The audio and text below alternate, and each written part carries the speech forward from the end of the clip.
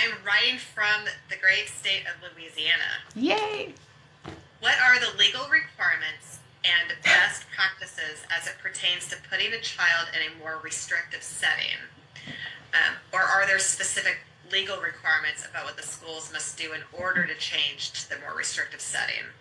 So, background, we started school today.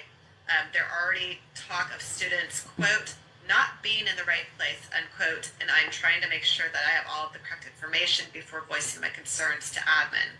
I am currently a special education teacher, and our admin wants to change a placement without having collected any data or seen their current IEP for the prior school. I don't think this is legal, is it? Question. That's a lot of question. I'm going to answer that. So first of all, best practices. I'm going to hurt your feelings. It's not a thing. A thing is something I can print out. A thing is something that's codified. Codified means it's a law.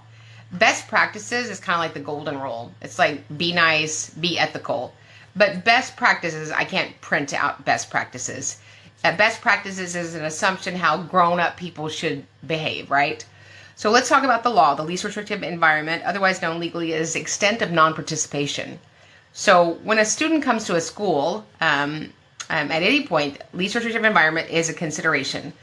We educate students with their non-disabled peers to the maximum extent possible with supplementary aids, supports, and services. And when that doesn't work, we make adjustments. We don't yank them and put them in self-contained. We make adjustments. We send in more support. We make adjustments. We reduce the depth and breadth of the academic demand. We give them breaks. We do other things, but we don't just change them. We certainly don't change them with data. Data is something that I can print out. Data comes from teacher observation, formal assessments, input from all 5 of the multidisciplinary team members, which include, number 1, the expert, the parent, the LEA representative in your parish in Louisiana, the general ed teacher, the special education teacher, and an evaluator that's able to do evaluations and answer questions about them. So I would tell your wonderful leader in your parish to slow their roll and let the good times roll in Louisiana.